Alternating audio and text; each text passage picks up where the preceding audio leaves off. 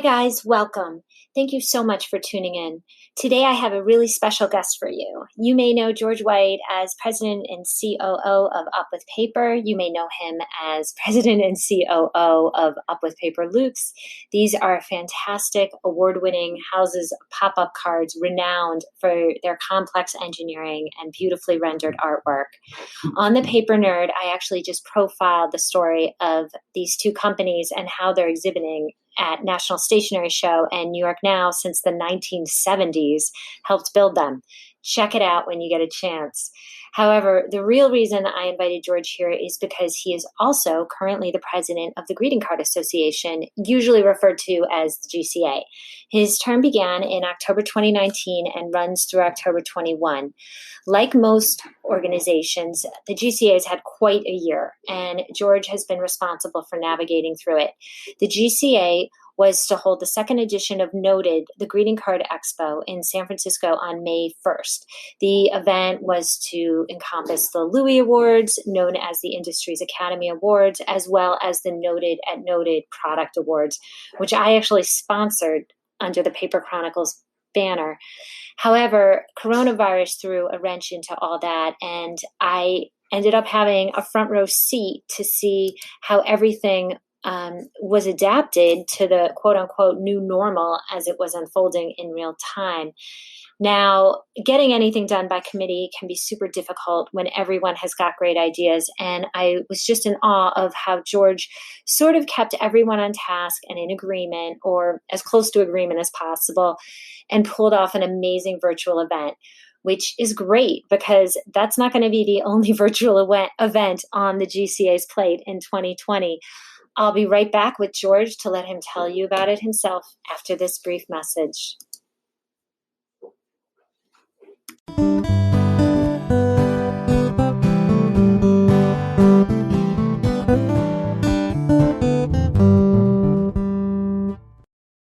Hey, paper peeps. So by now, many of my listeners are familiar with the force of stationary nature, better known as Girl with Knife. But if you aren't, time to change all that.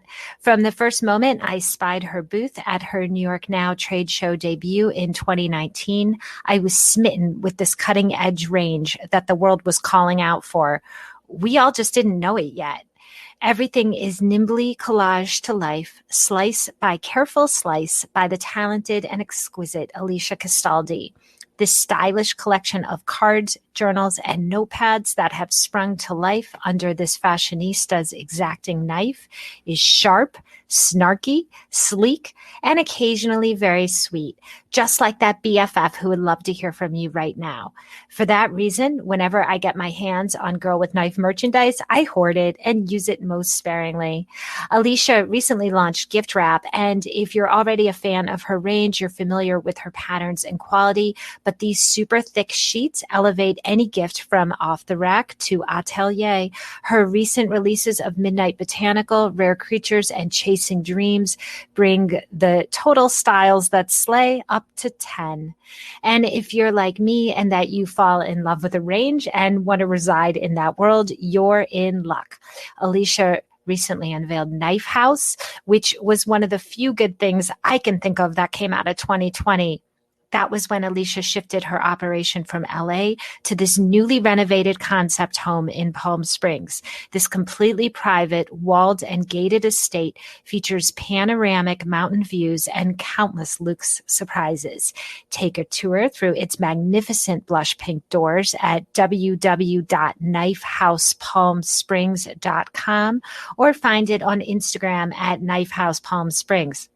Good luck getting your jaw off the floor as you take in this perfect California adult playground. These glamorous digs are available for photo shoots, film projects, special events, and short-term rentals.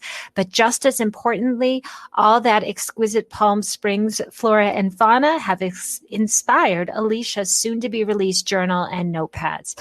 She tells me that they're also expanding into home decor, which I, for one, absolutely can't wait to see. So now that you've glimpsed this wonderful world, you need this cutting edge lifestyle brand in your life. Find Girl with Knife in hundreds of shops across the US and over half a dozen countries. Alicia and Girl with Knife have also been featured in New York Magazine, LA Business Journal, BuzzFeed, and of course, Stationary Trends.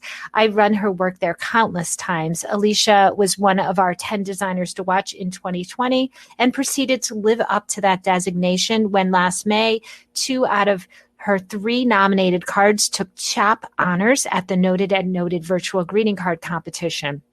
Then, for our winter 2021 issue of Stationary Trends, Alicia designed the 10 designers to watch frontispiece for us. It is something else if you haven't seen it yet.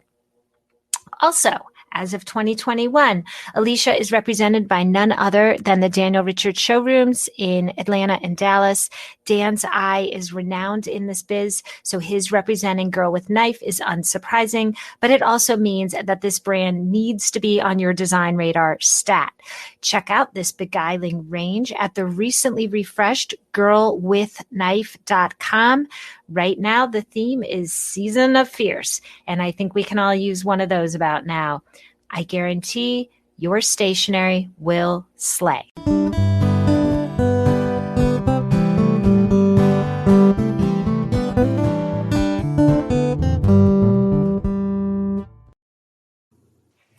All right. Good morning, George. Welcome to the Paperfold. Excited to be here. Excited with your new platform. Oh, me too. Well, I can't thank you enough for being a part of it and talking to me today. Not only are you the Greeting Card Association president, you run 2 companies and have management oversight over 2 others. Can you give my listeners a sense of all the product they produce? Sure. Well, yeah, I try to have as interesting a day as possible. So I'm the president of Up With Paper, which I think most people in our world know that. So we produce pop-up cards, of course.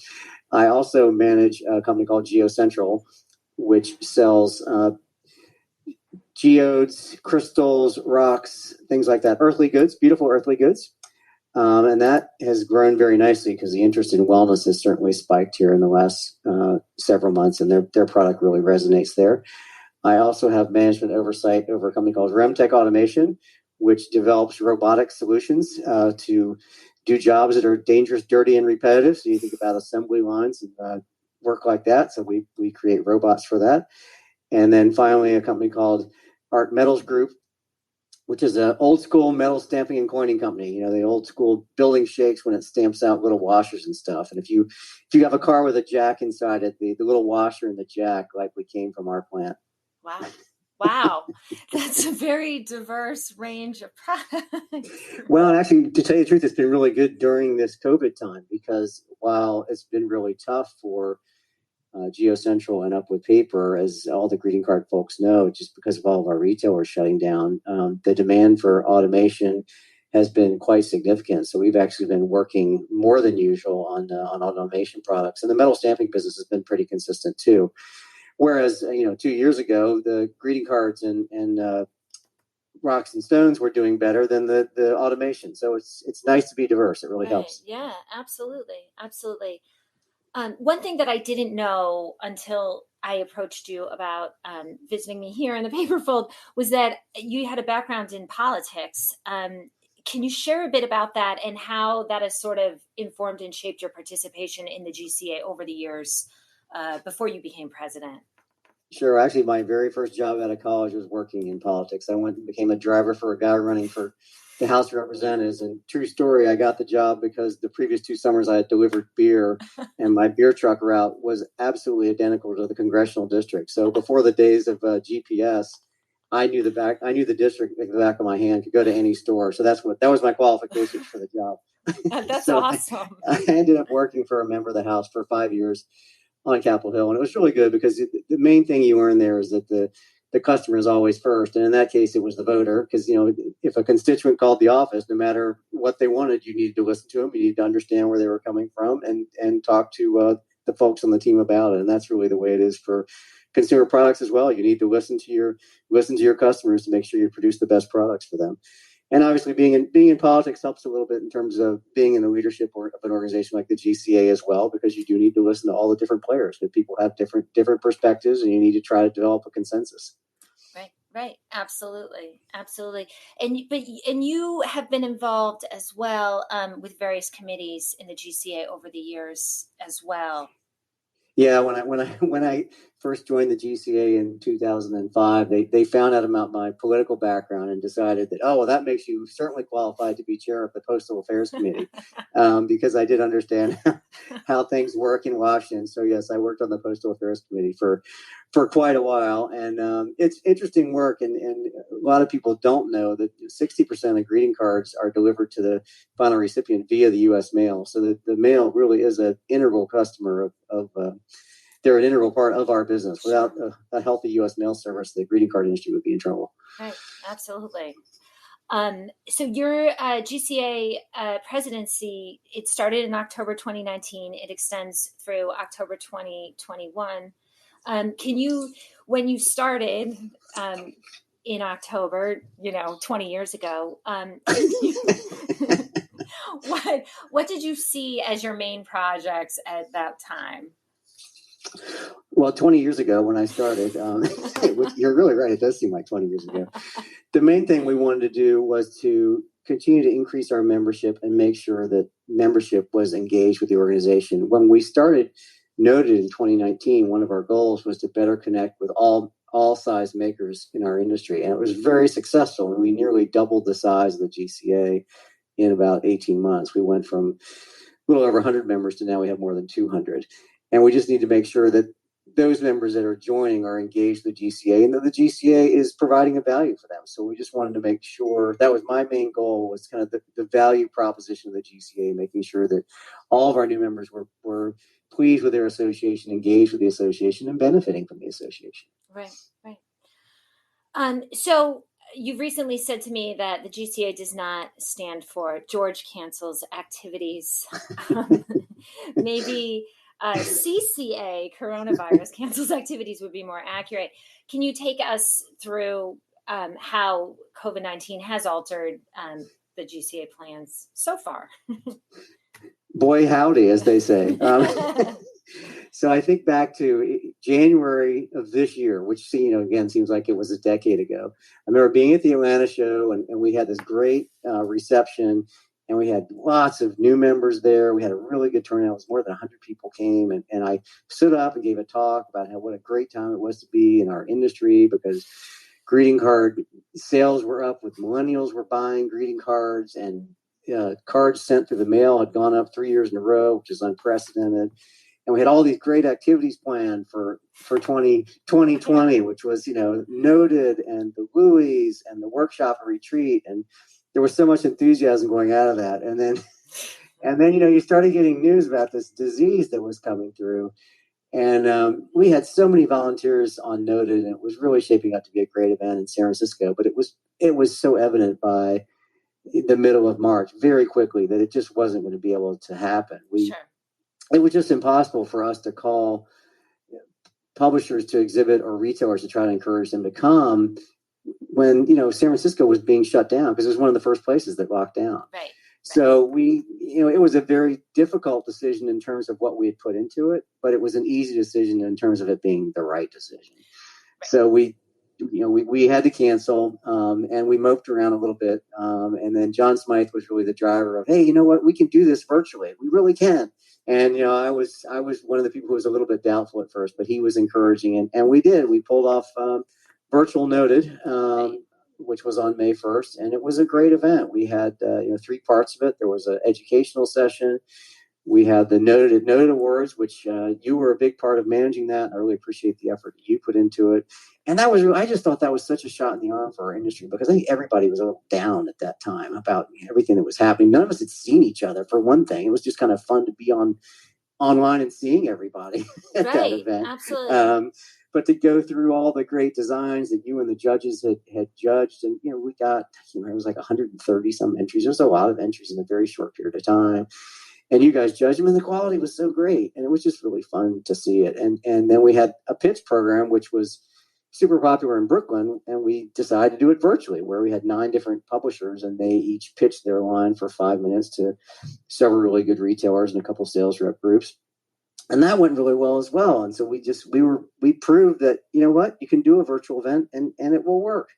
So that was very exciting. And that has kind of led us to plan for a lot more virtual activities here in the coming months while we're waiting for the scientists to deliver our vaccine that we need so badly.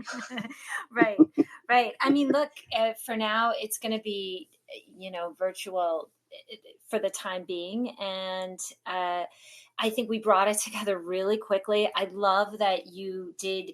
It was a little, it was rushed to put together, but I love that you kept it on the original noted dates. Yeah, we thought that was important, and I agree that it was fun that we were able to do on the original date. I wish, thinking back, I should have gotten Bob's Donuts to deliver donuts to everybody that was involved, but there were other things we were trying to think about first.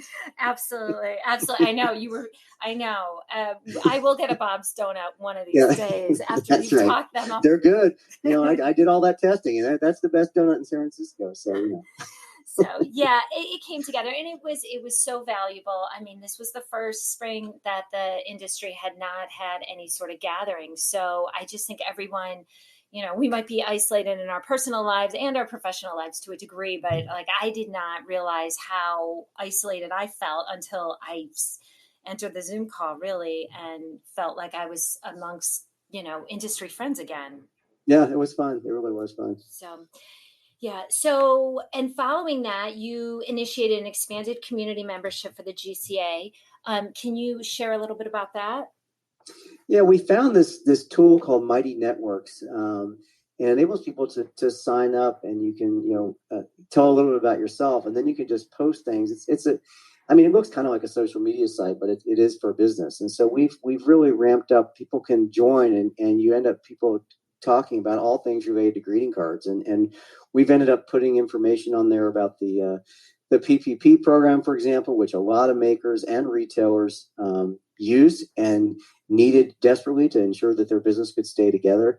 And the rules on it were changing constantly, and it was really hard to decipher what was going on. And so we have, the GCA has somebody in Washington who that's their job, is to understand that, and they were and continue to distill that information, make it usable and understandable. We're putting that on the Mighty Network site as well as on our website, GCA's website, so people can understand it. And then the Mighty Networks enables people to talk about it and ask questions about that and all kinds of other issues. And that has gone so well that we're actually going to expand that into what we're calling a community membership for the GCA. And the GCA has historically been publishers and suppliers, kind of on that side of it. So we've got our embossers and our printers, and then we've got all of us makers. But what Noted was about was building that community, and our community doesn't just include those. It also includes retailers, and it includes sales reps, and it includes designers and artists. And so we're going to start this community membership for the GCA, which will be at a lower level, and it'll just enable all the people from that group to put their basic information online in this forum, basically, and to better facilitate communications between each other. Because like I always say, whenever 2 or more from our industry are gathered together, good things happen, right. And that's what the community membership is all about.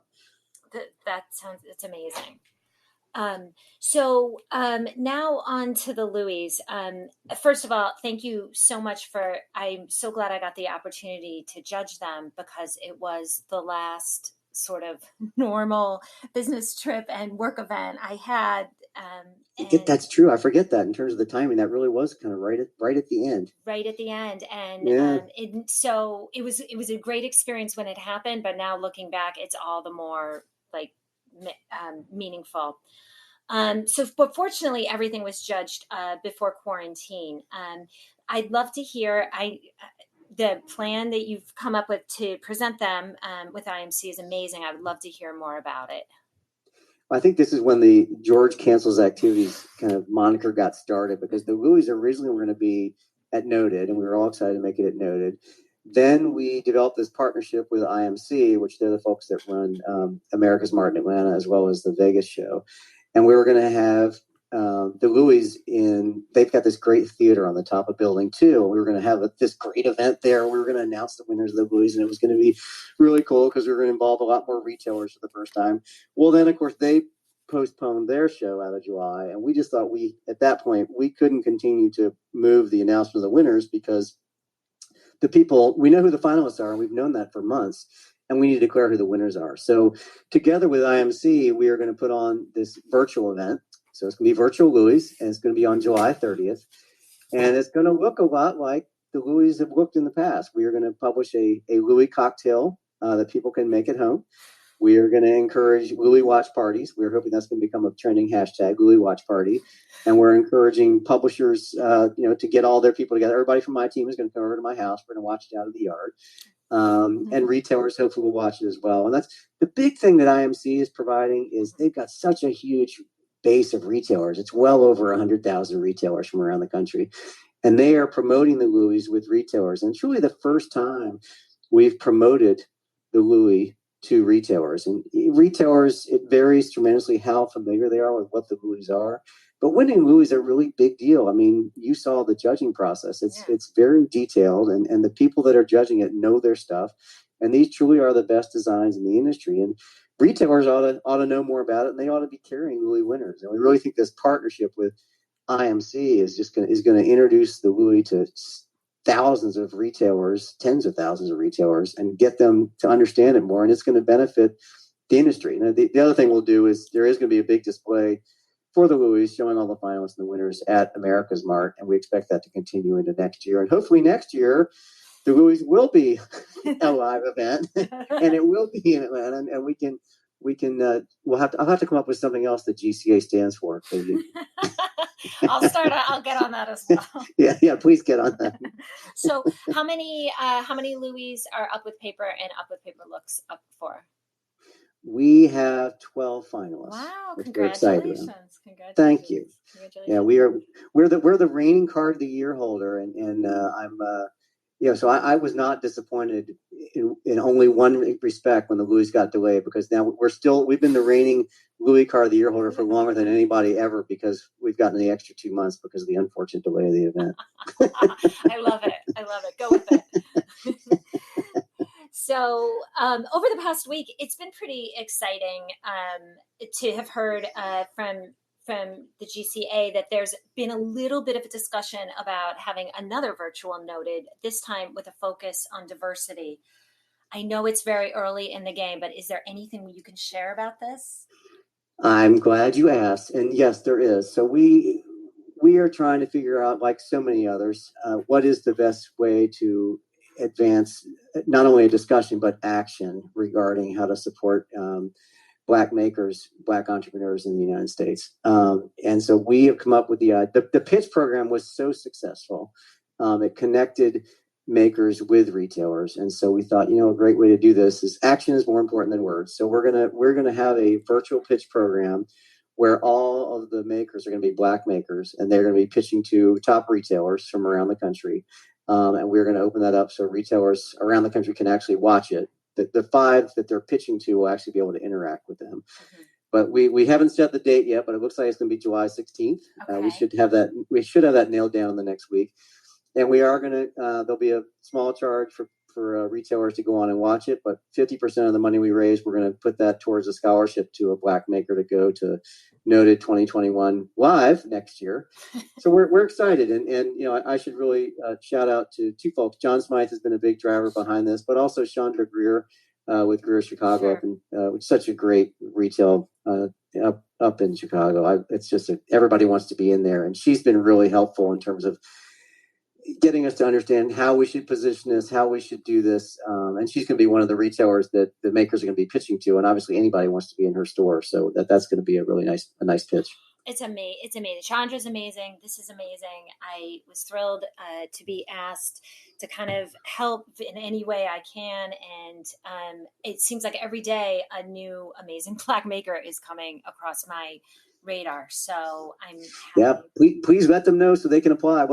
We have room for 9, mm-hmm. And in an ideal world, just as we have with the pitch program for virtual note, we'll end up with a lot more than 9 and have to choose. And that ends up with a few people disappointed, but having more than 9 is better than having less than 9. So we appreciate your effort in making it known.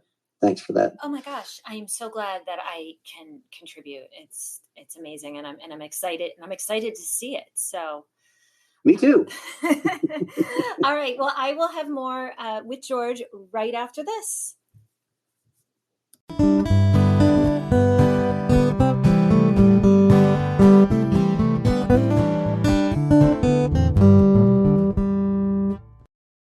Hey, Paper Peeps. So Kitty Meow Boutique has been a fabulous client of mine for a while now. So hopefully many of my listeners are familiar with not just the dazzling wares from this Chicagoland house of paper, but also its amazing founder, a force of nature better known as Catherine Hildner.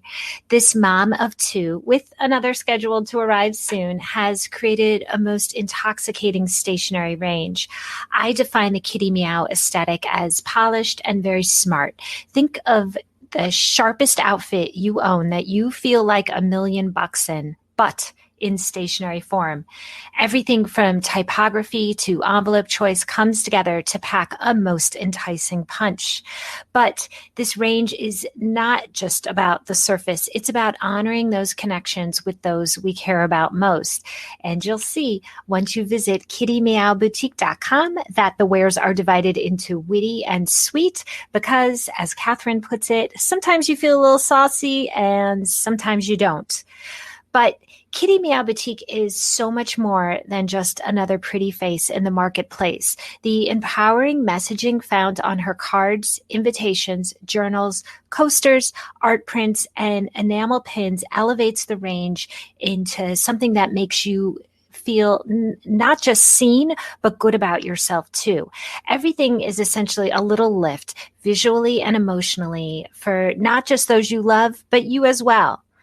Not only is Kitty Meow available for your personal shopping needs, it's also available wholesale to all those shops looking for something new with which to excite their customers. She's on Fair. Visit kittymeowboutique.fair.com and get your shop started. Finally, I think what I love about Catherine most is that she is really all about living your best life, as you'll see for yourself beneath the education tab on her site.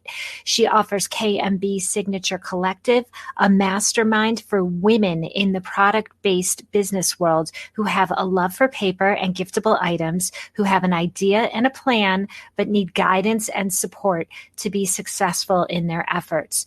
I so agree with Catherine. It's so important to be surrounded by like-minded women and leaders who are willing to put in the work to lift each other up. For that reason, it's not a course. It's a friggin' transformation, people. And Catherine has also started my second favorite podcast, Dreams to Plans, with another brilliant force of nature, my girlfriend Renee, to elevate your daydreams to actual, tangible plans. Oh, and if you're on Clubhouse, follow Kitty Meow so you can tune in to her weekly room Wednesdays at 12 p.m. Eastern Standard Time. It's called Small Business Savvy, Insider Secrets You Need to Know. I checked it out for myself last week, and it was just the dose of inspiration and confidence my day needed. So get those good vibes going at kittymeowboutique.com and tell them Sarah sent you.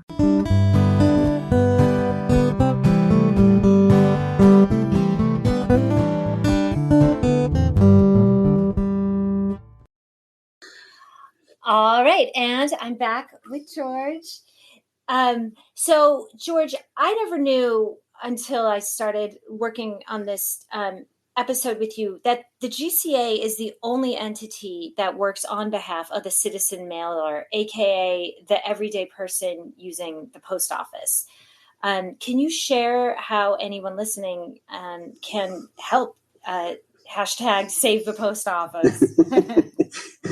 Well, two things on that. I mean, first, in terms of saving the post office, it's really as simple as buying stamps and mailing cards, and even letters and bills. You know, when you're thinking about paying that bill online versus mailing it to them, mail it to them and give the post office some support. But that is the most important thing. But yet, the GCA we're the only group that works on behalf of Citizen Mailer in DC. And you just think about the Postal Service and who it serves. all the lobbyists that are in DC working with the Postal Service are all these guys that mail catalogs and value pack coupons and all that stuff. And then the GCA, the little GCA, we are the only ones that are in there lobbying on behalf of the 300 million Americans that go out to their mailbox 6 days a week to retrieve their mail and are dropping mail in those nice blue mailboxes. And we punch well above our weight. We have a lot of impact in terms of what goes on with the Postal Service. The Forever Stamp is something that we lobbied for a while and are pleased to claim that as a victory. The Butterfly Stamp, which is for odd size envelopes, that was something we lobbied for and got, and that's been really helpful to our industry because those of us who produce square cards, like my company, that's super helpful to just put a butterfly insignia on the envelope and the consumer knows they don't have to go wait in line at the post office and ask. They can just put a butterfly stamp on there and drop it in the mail, and away it goes. But as I mentioned earlier, 60% of greeting cards that are purchased end up in the hands of the final recipient, courtesy of the U.S. mail. So without the U.S. mail service, there really is no greeting card industry. So they are so important to us. And on the other hand, what I like to say about our industry for the Postal Service is we are the content of the U.S. mail. And you think about when you watch TV, you're watching TV and you watch your show for The Simpsons or Bob's Burgers or whatever it is you like. I guess I just indicated the type of shows that I like. But anyway, you get like 22 minutes of show and you get 8 minutes of commercial. The mail, you think about the mail, when you go out to get the mail, the content of the mail is greeting card is the most exciting thing you get, or some other personally addressed mail. And then the advertising that helps support that is the direct mail catalogs, et cetera. That's the way it ought to work. But the way it has worked without us lobbying on behalf of the citizen mailer is the stamps end up being more expensive than they ought to be because we're supporting the content's actually having to pay to get on there. Sure. Which is the opposite of the way things work in television.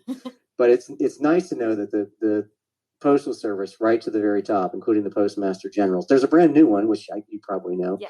I've the last two have been to GCA events because they recognize our importance, and I expect we'll meet new Postmaster General DeJoy here very shortly. But they fully understand the importance of the greeting cards industry and handwritten letters and cards to them, because without that, you're not going out to your mailbox, because you don't go out to your mailbox really hoping to get that value pack of coupons. Sorry if anybody's listening from Value Pack, but what you're really wanting to do is you're hoping you get, gosh, I hope I get a card from my friend today, or a letter from my family member, whatever. That's the way the mail works, and us being the only ones there in DC lobbying on behalf of the citizen mailer is a role that is absolutely suited for the GCA. Right. You want the good stuff, the good content. That's right. I don't want to sit and watch commercials all day. I want to see Bart, Right. And we're just so lucky that the one thing we have is just an industry full of talent and that can, create this great stuff that people want to buy to keep the content flowing in the mail stream, so to speak. Right. So how else can our community support both the GCA and card sending itself? Well, that's funny. It goes back to my political background. It was interesting to see a couple of weeks ago when the president came out against the Postal Service, for the millionth time, and it gained some traction. So this hashtag Save the Post Office gained traction. A lot of anti-Trump people started buying stamps, which was great. But I really think that long term, it just shouldn't be political. And that's what I encourage people is don't make it political. Just buy stamps and send cards and letters. It's important in its own right. It is not important as a political thing. The Postal Service and what the post office does should not be political. It's the very first national agency. Benjamin Franklin was our very first Postmaster General, which I don't know how many people know that. It's one of the few agencies that's actually in the Constitution that it's empowered. It binds the nation together. Don't make it political. Just encourage people to buy stamps, send cards, send letters. Right. It's that simple. Yep. So my final question, what is the first thing you're going to do when your term ends and at least your presidential tenure starts? Well, I hope that the name of it is back to the Greeting Card Association at that point. I guess that's the first thing. And yeah, you get to be 2 years as past president once you're done being president. So my term will not officially end for 2 more years after that. But I'll tell you a funny story. When I first started working with the GCA in 2005 or 2006, I would go to events and there was always this bottle of Cutty Sark Scotch behind the bar. And I'm like, why is that there? And he said, oh, because of Richard. And I'm like, who's Richard? Well, Richard Evans is a guy who was a prominent figure in the industry for many, many years. And he was the president of the GCA. And apparently when he was president, he said, I'll only be president if there's Cuddy Sark scotch for me to drink at the bar. So, of course, me being me, at that point, I said, well, then I'm only going to come to events if there's IPA beers here. And everybody at that point, this is like 2007 or whatever, they're like, what is an IPA? So I finally encouraged them to get IPAs. So as time's gone on, everybody else has started drinking it. So now it's always the first beer that's gone. So it will not surprise anyone in the GCA to know the first thing I'll do when my term ends is to have a nice IPA. I bet. Well, maybe I will see you at an event and I can actually buy you one. I will very much look forward to being at a live event and seeing you and so many other of our friends that we've only been able to see online. But at least we're getting to see and talk to them online as well. Right. And listening to them on podcasts. Right. Yay. I know it is a good time to start a podcast in that you have probably the world's most captive audience. So. That's true. Well, I'm sure people will be very interested in what you do. We in the industry very much support respect and appreciate all the support you provide to the industry over the years. So thank you for that. All right. Well, thank you. And thank you for letting me even be a part of the GCA events. It's been really exciting to see things kind of from the other side after attending and just occasionally judging for so long. And thank you too for being in the paper fold. I really appreciate your time. Thrilled to be part of it. All right. Well, thank you to everyone for listening, and please subscribe and tell all your friends. Thanks.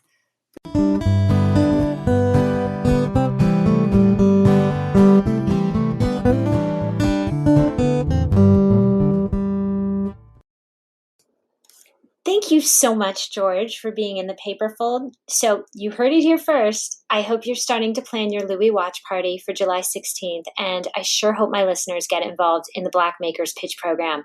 Literally, as I was writing this, I got an email from George with the retailer registration information. It is only $10, plus half goes to a scholarship towards noted 2021 exhibit fees for a maker of color. Such a win-win. And if you are a Black maker who would like to apply to the pitch program, there's info in the liner notes on that as well. Please apply. In the meantime, you can leave a voice message on Anchor for me or give me a shout at sarah@thepapernerd.com. Thanks so much to you two for listening. Stay safe and be well.